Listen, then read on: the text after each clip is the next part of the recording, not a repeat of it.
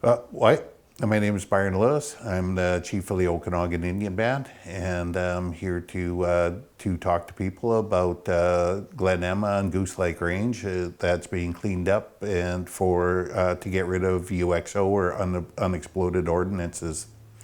We're asking people to really think about what the future is for those lands once they're cleaned up, and what we're going to do for not only for ourselves but for our kids, our grandkids, and future generations, because that is their land as much as our land. And what we do today is going to determine, what their future is. So I think this is a really important initiative that we have to really to think about and how we're going to proceed.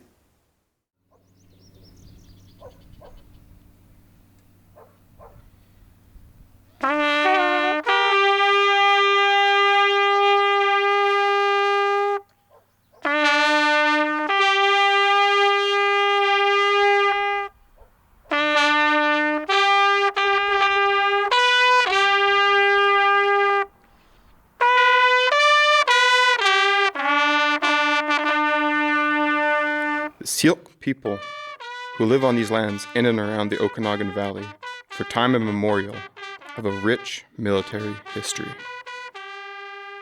The OKIB community contributed deeply to Canada's military efforts and readiness, including as soldiers, as military families, and through the use of OKIB lands for military training. Many OKIB youth went on to serve Canada in times of peace and in times of war.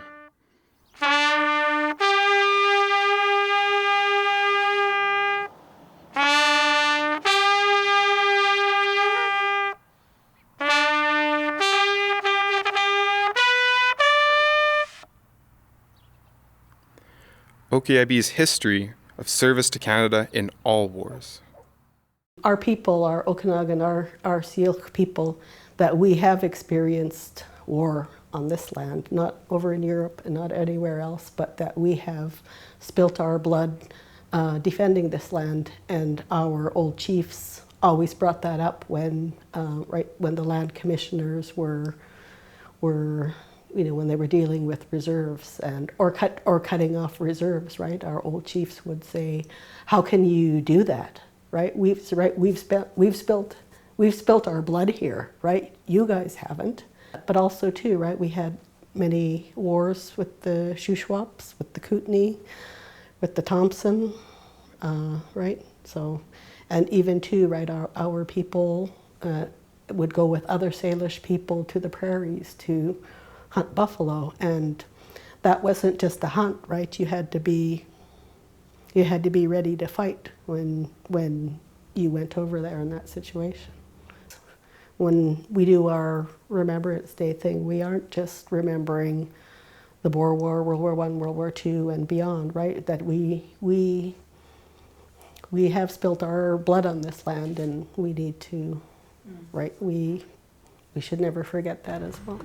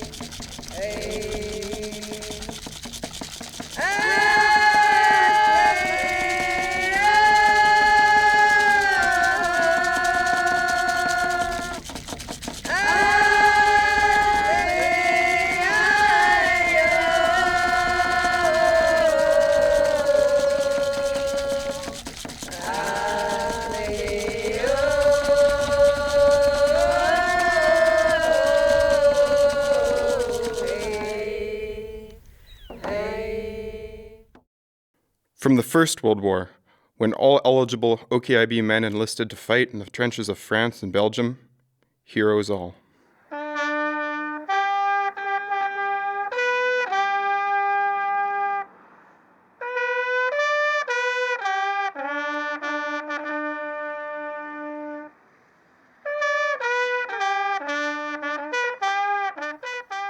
To the post-war period, when the Canadian Army used our traditional lands as a practice range for mortars, artillery, machine guns, rifles, and dangerous phosphorous flares. OKIB has supported Canada, fighting and dying in the name of the Crown. And while wars end, Canada's use of OKIB lands has left an ongoing legacy that includes unexploded ordnance and the impacts to OKIB and the lands that have yet to be resolved. Byron Lewis, chief of the Okanagan Band, is familiar with the harmful legacy of the military's use of the lands and the uncertainties that continue. Well, it's been as long as I can remember. I can probably remember back about being 4 years old across the lake. Then as I was growing older, it was going over there with my family, usually with my uncles or something that would be taking us over there as kids, going hunting. And driving along what they call a Hoholao Road is, and going and seeing army trucks along there would be taking cadets or soldiers that were still training at that time.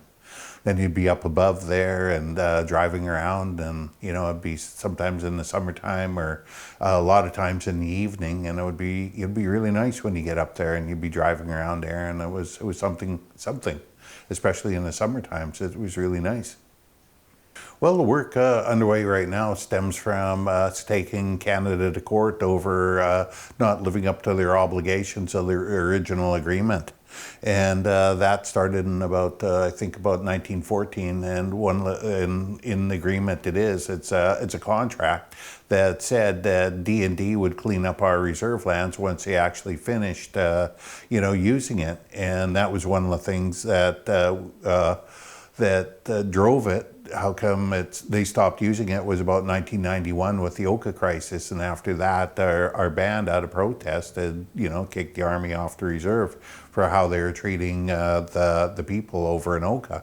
And what we want to do is finish up what we started, and that's to have Canada not only agree to the cleanup, but also the social and economic losses that we incurred through that time of not being able to use those lands for social and economic purposes.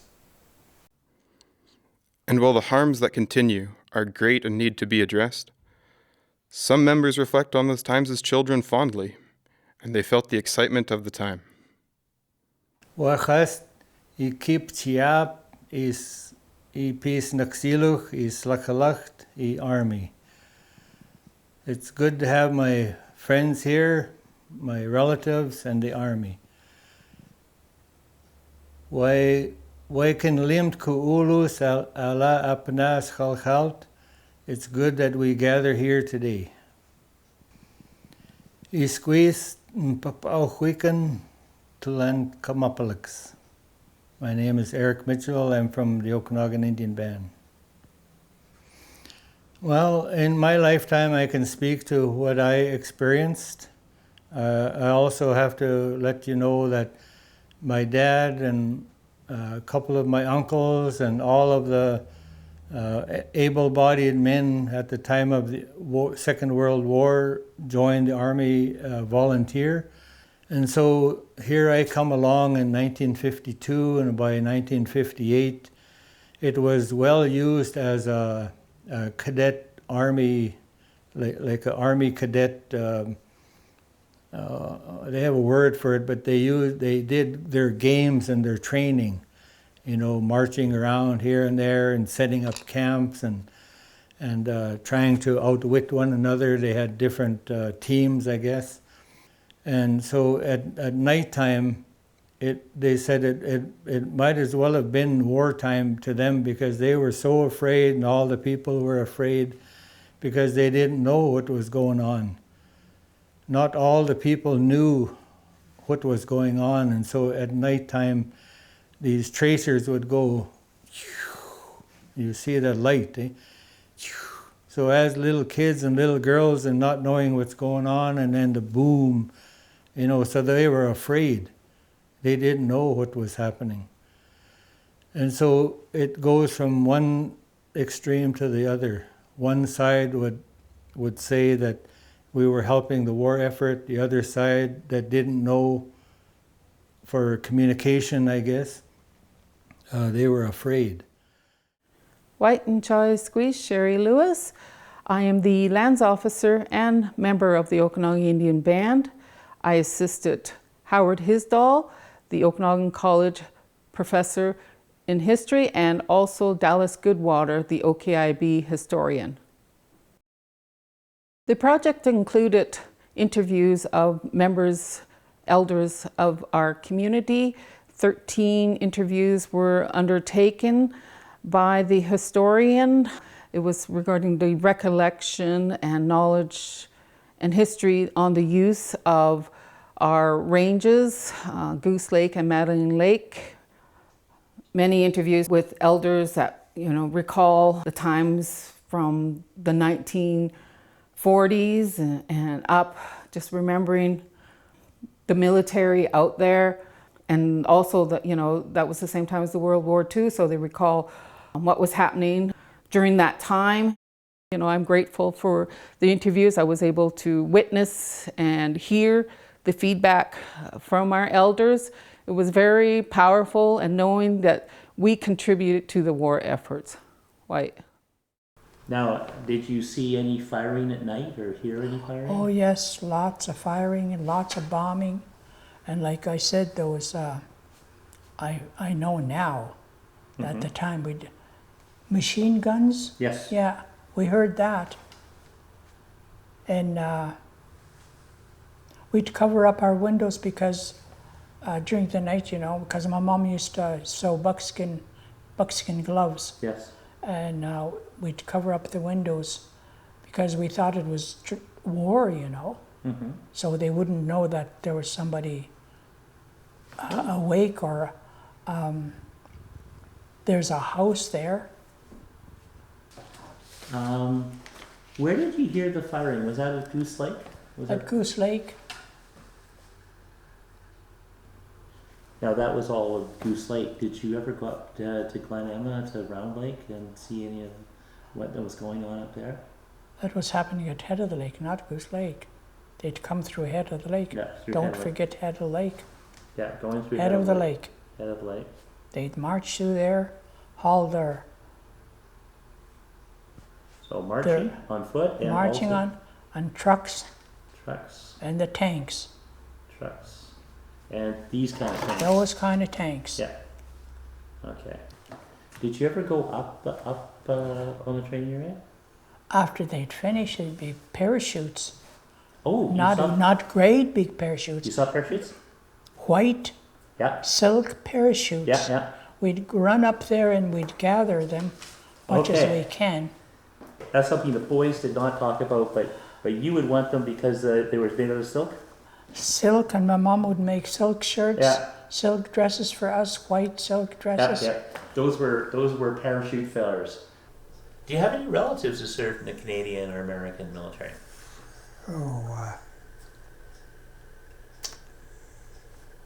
Yeah, I had granduncles from my mother's side. I have granduncles. That's pretty impressive. Did you ever see any unexploded ordnance in your travels on it? Oh yes. I was riding the range across here and riding my horse over checking the cattle. And as I was riding over, I heard metal on metal. My horse was shot, eh? So as soon as I heard it, I knew that there was something there. So So you knew what it was right away. yeah, so I stopped and I got off and I inspected it. And there was a live bomb about so big, like about that big. Oh yeah, that's about a good foot. But anyway, he was telling me that they brought disposal people from Chilliwack up there, and when they'd hooked it all up, said they went up with them there when they done it. So they had to move quite a ways way over a little ridge there.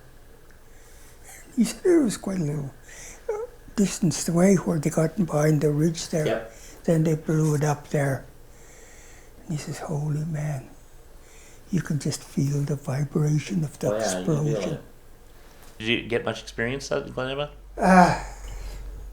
I've been all around there, but the only thing that was real significant there, they had sort of a dugout cellar in the side of the mountain where they, I'm pretty sure where they were storing their ammo. No, people have told us about that. Yeah. Dugouts. Up at Vernon there, at the camps up there. It's a big camp there. Okay, so you saw military training at Vernon, Camp Vernon. At Madeline Lake, At Madeline Lake? Okay. yeah, here's Madeline Lake. And all this range is taken up, and all these fields are all taken up here. And this is what the band gave us here. Okay, lot 75. So, like, we still got that. So that's where we found, like, the two shelves or So you're living on lot Or 75. Bob. Yeah. And you found 2 shells. They in your field then? yeah. When we was digging it up with, like who's we? I mean, a big tractor was digging it through, Okay, what, plowing? like turning it over. Okay, plowing. Yeah, that's Yeah. plowing. So that's when they found those big shells. They were 2 feet long and about either 5 to 6 inches, like Diameter? round. Yeah. Yeah, that's a proper artillery shell. So there was one empty in there, but the other one was still intact. It wasn't. But those guys that was turning it over, they were very careful Okay. because when they heard their machine, Mm-hmm. like when they were digging in, it hit that shell. Yeah, So he knew there's something. something there. Yeah. Okay, so the was it your husband driving the tractor? No, No. no, he hired somebody to work. Okay, the man on the tractor felt it. And so we went over there and then we started like digging. Mm-hmm. I think we had to go about 5 to 5 feet around it. And it was in ground about this deep, Mm-hmm. yeah. And it was in ground like this way, Okay, it was point down or? yeah, like this. Okay, that's okay. Okay, now do you have any relatives who served in the Canadian or American militaries? Well, my dad served in the military, and a few of my cousins, uncles. That's good. Now, did you ever do any driving in Glen Emma? Yes, I learned to drive in Glen Emma. I learned to drive a 6x6, and it was a machine that could go anywhere. I'd never driven one before, and I put it between 2 trees, and I wedged it in there pretty good. You know, Oh, good. You got it stuck? got it stuck. That's in there. okay. That's the way you learn how to drive. You got to get it Well, stuck. I learned. Yeah, don't go between narrow trees. Yeah, recovery vehicles is a skill. Yeah. Did you ever bivouac there at Glen Emma? Yeah, we used to camp there all the time, you know, and practice our camouflage techniques. They taught us a lot of camouflage, how Okay. to blend in, you know. So did you ever see any UXO there? Unexploded ordnance? Yes, yeah. I found a few mortars that, well, you can see them sticking out of the ground. Yeah. It seems like every few years they kind of come to the surface. They work their way up. Yeah. And I've seen them odd years, in different years, you know. Okay. Even when I'd finished with cadets and I'd go up there and hike around, you know, I'd still find them, you know. Okay. because I knew what they looked for, and I always was had it in the back of my mind, be careful what you step on, you know. Okay, now your dad. So tell us more about your dad. So your dad served in the military, Canadian military? Yeah, he was from a small reserve out in Ontario called Moose Factory. Which is really ancient. It's an old one. Yes, yeah. He attended the school there, and when he got to 15, when he was 15 years old, he joined the army. He lied about his age, and he got in. But they found out later. But he reassigned and went back, and he served time in Korea. He trained quite a bit over here at the Vernon Armories. That's how my mother and him met. Okay. Yeah. So that's actually one of the first times I've heard of Korean War training done here. This is it's interesting. Well, I believe it was the Korean War. Yeah. Yeah. No. That's why I met your mom here. That makes perfect sense. And how did his war service go in Korea? He got wounded over there. I think he made it to the rank of sergeant at one time. He got into a fight with one of the officers. So they demoted him to corporal, but well, sometimes rank comes fast and it goes fast. It does, but you earn it back. You know. So where did he get wounded? Do you remember? He got shot in the leg, and you can still see he showed me the scar, you know. Okay. But he's passed away now. But before he passed away, the Queen gave him another medal. Oh. A whole bunch of people in his platoon got another medal.